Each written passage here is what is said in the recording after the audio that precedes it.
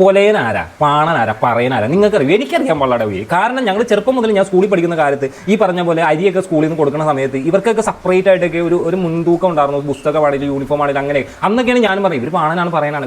അത് മാത്രമേ അറിയാവുള്ളൂ, ഇവർ എന്താണ് സംഭവം എന്നുള്ളതൊന്നും നമുക്കറിയില്ല. ഈ ഉന്നത കുലജാതത്തിൽപ്പെട്ടാണ് ഈ താഴ്ന്നവരാണ് ഇവർ, എന്ത് സംഭവമാണ് ഈ ജാതി ബേസ് ചെയ്തിട്ടുള്ളതെന്നുള്ളതൊന്നും പറയാം. ഇപ്പോഴാണ് ഇതൊക്കെ അടിസ്ഥാനമായിട്ടും പഠിച്ചു വരുന്ന കാര്യങ്ങളുണ്ട്. കാരണം എന്താണെന്ന് പറയുന്നത് ഒരു മതത്തിൽ തന്നെ, ഹിന്ദു മതത്തിൽ തന്നെ ഉള്ളവർ തന്നെയാണ്, അതായത് ആ മതത്തിലുള്ളവർ തന്നെ അവരുടെ തലയുടെ പൊക്കത്തിൽ ഇവർ പോകാൻ പാടില്ല, താഴെ തന്നെ ഇരിക്കണം. അതാണ് മെയിൻ റീസൺ ഇതിന്. അതായത് ഇവർ തന്നെയാണ് ചോറ് കൊടുക്കാൻ വേണ്ടി മുറ്റത്ത് കുഴിയും കുത്തി കഞ്ഞി വെച്ച് കൊടുത്ത ടീമുകൾ ഇവർ തന്നെയാണ്. അതായത് ഇവരെ മേലെ ആരും കയറരുത്, അത്രേ ഉള്ളൂ. ഈ രാപ്പകലിലാണ് റോഡ് സൈഡിലൊക്കെ ഇതേപോലെ അഹോരാത്രം നിന്നിട്ട് ഓരിയിടുമ്പോൾ ഞാനൊരു കാര്യം ചോദിച്ചോട്ടെ, ഇവർ ആർക്ക് വേണ്ടിയാണ്? ഇവരുടെ നാട്ടിലോ ഇവരുടെ മതത്തിലുള്ളവർക്ക് വേണ്ടി അല്ല. ഇവരെ ഉന്നത കുലജാത ടീമുകൾ മാത്രം എങ്ങനെയും ആ ലെവലിൽ തന്നെ നിൽക്കണം. അതൊന്നും ഇല്ലടേ. ഇന്നിപ്പോൾ ഒരു ഹിന്ദു മതസ്ഥനെ കണ്ടാൽ അവനൊരു ഹിന്ദു മതസ്ഥനാണ്, അവനൊരു പേരുണ്ട്, അവനൊരു മനുഷ്യനാണ്. അങ്ങനെയാണ് ഇന്നത്തെ സമൂഹത്തിൽ എല്ലാവരും അങ്ങോട്ടും കൂട്ടും കൂടുന്നത് കാണുന്നത്. ഏതോ ഒരു മതസ്ഥരും മറ്റു മതസ്ഥരും ഒരാൾ പോലും ഇവരെ ഹിന്ദു മതസ്ഥരിൽ ഈ നിങ്ങൾ പറയുന്ന ഇപ്പോൾ ആണെങ്കിലും പറയുന്ന പോലെയാണെന്ന് പറഞ്ഞു വേർതിരിച്ച് കണ്ടതുപോലെ എനിക്കറിയാൻ പാടില്ല. അവർ തന്നെ സ്വയം മതത്തിലുള്ളവർ തന്നെ വേർതിരിച്ച് കാണുന്നു. അവരങ്ങനെ ഒറ്റപ്പെടുത്തുന്നതല്ലേ ഏറ്റവും നല്ലത്. നിങ്ങൾ ചിന്തിച്ച് ഇവർക്ക് എന്താ വേണ്ടത്? പണ്ടത്തെ പോലെ മാറും മറിക്കാണ്ട് വഴിയിലൂടെ തമ്പ്രാക്കന്മാർ ഒരു മോമ്പറ പറഞ്ഞിട്ട് അങ്ങ് മാറി നിൽക്കണം. അതേ സാധനം തന്നെ വീണ്ടും വരണം എന്നാണോ ഉദ്ദേശിക്കുന്നതെന്ന് എനിക്ക് തോന്നുന്നത്. അതായത്